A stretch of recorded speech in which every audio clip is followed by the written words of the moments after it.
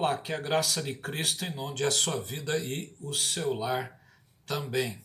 Hoje o nosso texto, ainda prosseguindo esta aula da escola dominical, está baseado em Eclesiastes, no capítulo de número 2, de 1 a 17. E nós estamos estudando uma série de mensagens sobre o sentido da vida. E hoje nós vamos tratar sobre a mensagem em busca do prazer. O pregador ou dirigente da Assembleia, aqui ele espelha o rei Salomão, filho de Davi, em Jerusalém, em Judá. E o livro de Eclesiastes certamente serviu como uma leitura de busca do sentido da vida por aqueles que voltavam do cativeiro babilônico. A narrativa da sabedoria e o seu propósito é persuadir os jovens a que se lembrem do Criador antes que envelheçam e morram. A palavra vaidade, a palavra rebel, ela ocorre cerca de 37 vezes no livro e tem muitas conotações como absurdo, frustração, futilidade, ausência de sentido, vazio e até vapor. Acompanhando o pregador aqui em sua caminhada, é possível chegar a algumas ilações. Leia na sua Bíblia, abra a sua Bíblia, deixa a sua Bíblia aí aberta, nesse capítulo 2 de Eclesiastes, e a primeira lição que nós aprendemos é que a busca pelo prazer infinito é algo egocêntrico. Aqui nos versos de 1 a 8, a palavra de Deus nos diz: disse comigo, vamos, eu te provarei com alegria. Goza, pois, a felicidade, pois também isso era vaidade. Do riso disse, é loucura. E da alegria de que serve? Resolvi no meu coração dar-me ao vinho, regendo-me, contudo, pela sabedoria, e entregar-me à loucura, até ver o que melhor seria que fizessem os filhos dos homens debaixo do céu, durante os poucos dias da sua vida. Empreendi grandes obras, edifiquei para mim casas, plantei para mim vinhas, fiz jardins e pomares para mim, e nestes plantei árvores frutíferas de toda a espécie. Fiz para mim açudes para regar com eles o bosque, em que reverdeciam as árvores. Comprei servos e servas, e tive servos nascidos em casa. Também possuí bois e ovelhas, mais do que possuíram todos os que antes de mim vieram em Jerusalém. Amontoei também para mim prata e ouro e tesouros de reis e de províncias. Provi-me de cantores e cantoras e das delícias dos filhos dos homens, mulheres e mulheres. Até o versículo 8. Veja que o hedonismo, a busca pelo prazer, é algo egocêntrico, e o pregador, na busca pelo prazer, o faz de maneira insana e faz uso de alguns verbos que geralmente estão na primeira pessoa, como nós lemos e acentuamos, não como um relatório de alguma coisa que alguém fez e fez bem feito, mas como um personalismo egocêntrico. Como ele diz ali, resolvi em meu coração, edifiquei para mim, fiz para mim, e outros verbos que estão ali na primeira pessoa. Isso reflete que ele faz do prazer a razão da sua existência. Ora, o pregador é egocêntrico na sua caminhada. Ele não olha para as pessoas que estão à sua volta. Ele não olha para o próximo para saber se eles estão atendidos nas suas necessidades ou quais são os seus anseios, nem olha para o alto para ver se Deus está sendo glorificado, mas as suas palavras e as suas ações refletem uma busca egocêntrica do prazer. Tal é a história do rico e do Lázaro contada por Jesus. Ora, o rico vivia na sua torre de marfim de maneira egocêntrica, buscando os prazeres que o dinheiro daquela época poderiam usufruir. E ele proporcionava tudo ao seu dispor. No entanto, Lázaro jazia à sua porta, era então mendigo, era doente, os cães vinham lamber-lhe as chagas. Que situação terrível! No entanto, isso reflete o egocentrismo do homem. Então, a primeira lição que nós olhamos, que a busca pelo prazer, aqui no caso do pregador de Eclesiastes, reflete então a busca pelo prazer infinito, e isso se torna algo egocêntrico. A segunda razão que nós vemos aqui é que a busca pelo prazer sem referências, ela traz perdas. Veja o verso 9 ao verso 11. Deixa aí a sua Bíblia aberta para você acompanhar. Olha o que diz o texto sagrado. Engrandeci-me e sobrepujei a todos os que vieram antes de mim em Jerusalém. Perseverou também comigo a minha sabedoria. Tudo quanto desejaram os meus olhos, não lhes neguei, nem privei o coração de alegria alguma, pois eu me alegrava com todas as minhas fadigas. Isso era a recompensa de todas elas. Considerei todas as obras que fizeram as minhas mãos, como também o trabalho que eu, com fadigas, havia feito. E olha o que ele conclui. E eis que tudo era vaidade e correr atrás do vento, e nenhum proveito havia debaixo do sol. Não só a busca pelo prazer infinito é algo egocêntrico, mas a busca pelo prazer sem referências, isso traz perdas para as pessoas. Veja que no capítulo 1, aqui o sábio, ou o pregador, o dirigente da assembleia, o correlate em hebraico, ele buscou na sabedoria o seu quinhão.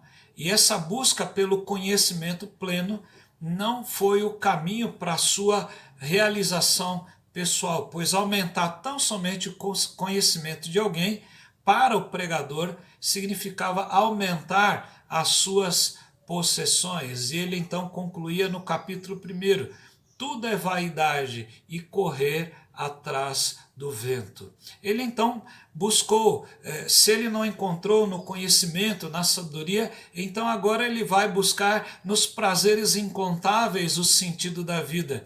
Entretanto, mesmo fazendo em sabedoria, como ele diz, ele abandonou todos os referenciais morais e espirituais. Ele tornou-se adepto de uma vida tão somente hedonista, uma vida que só se satisfazia quando havia prazer. Há um comentarista aqui, o comentário de Moody, muito interessante, que diz que tendo falhado as suas atividades intelectuais, o autor voltou-se para o prazer como possível fonte de completa satisfação. Ele se abasteceu de vinho, mulheres e música, com coisas luxuosas, edifícios e jardins, e embora essas coisas lhe proporcionassem prazeres momentâneos, também não lhe concederam satisfação duradoura, pois ele sempre estava procurando algo novo para fazer.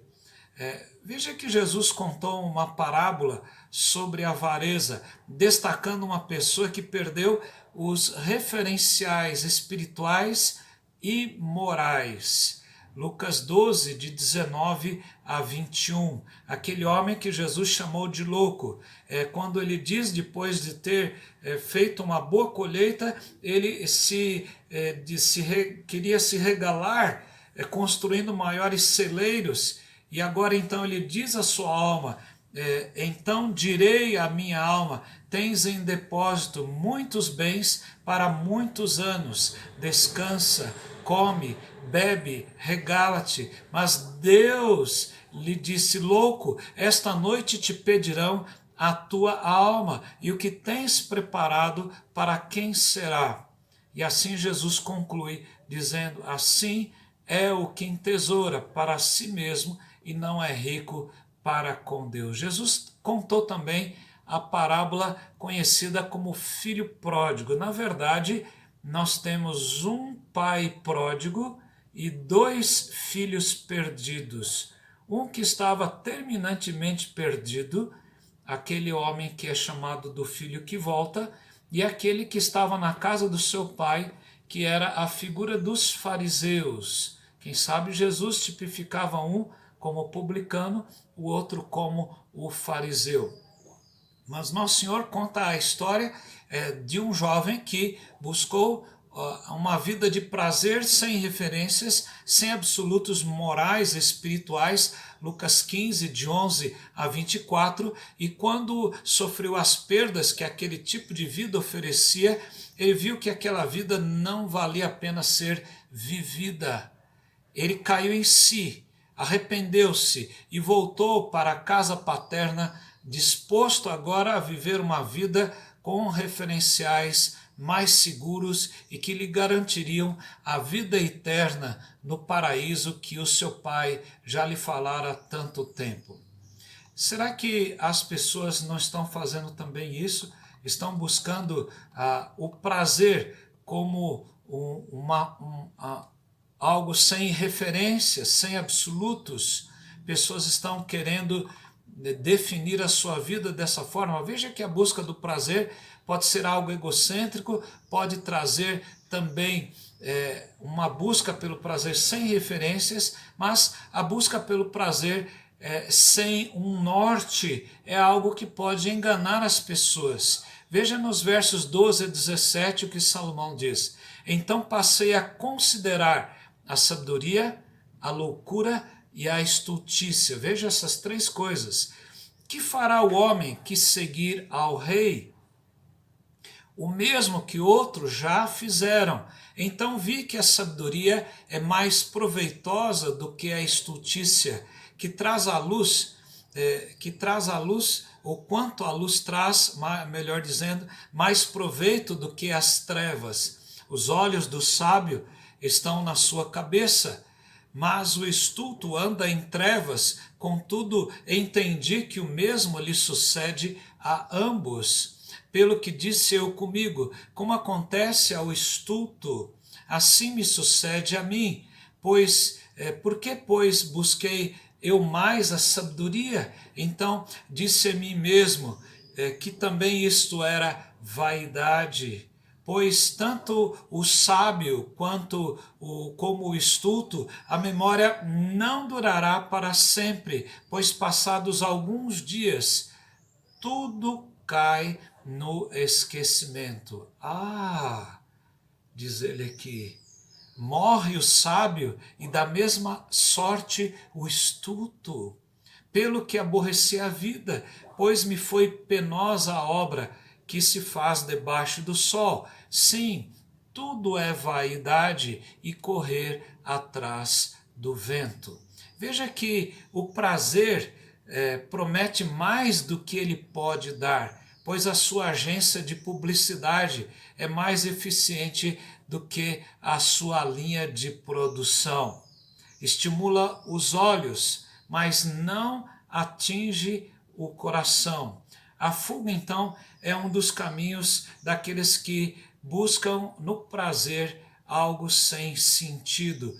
Foge então para o alcoolismo, foge então para as drogas, foge então para o sexo, a pornografia, a pedofilia e tantos outros. Estão sempre nas tocas, estão sempre nos guetos do prazer. Isso leva a uma vida viciada, viciada no prazer da bebida, viciada no prazer do sexo, viciada na ganância do dinheiro, somente para ter o dinheiro, pelo dinheiro, e não há nenhum contentamento com aquilo que se alcança.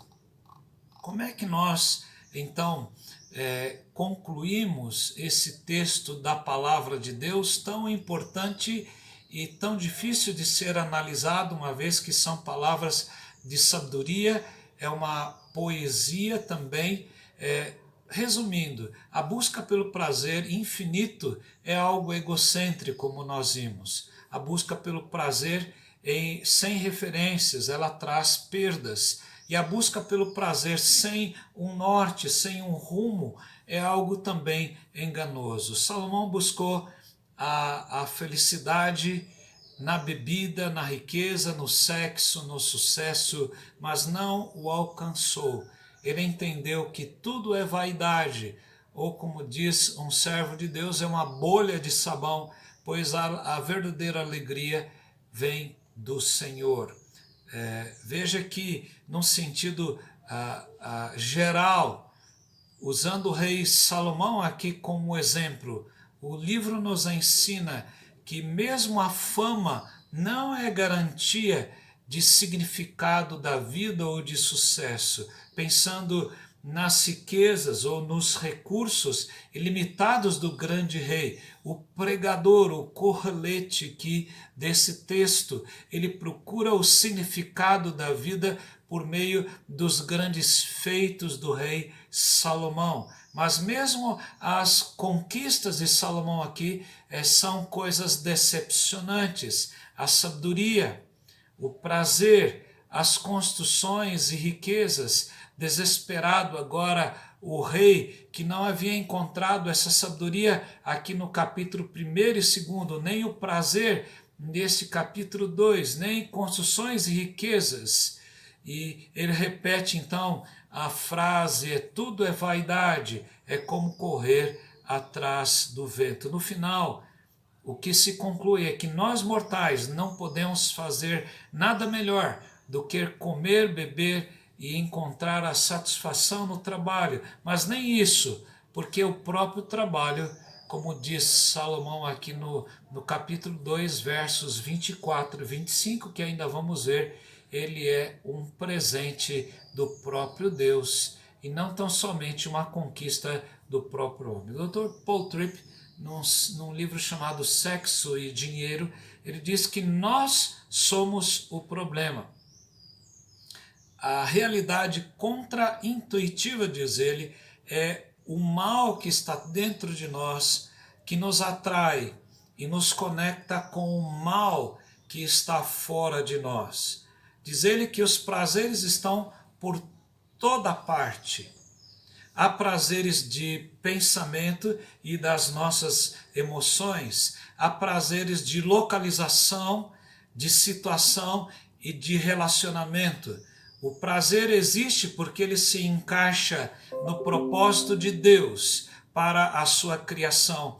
E esse é um dos principais dons aqui, diz ele. Mas precisamos entender o papel do prazer na criação de Deus para saber como responder aos prazeres que nos saúdam diariamente. Se Jesus não for a nossa alegria, todos os prazeres perdem o sentido.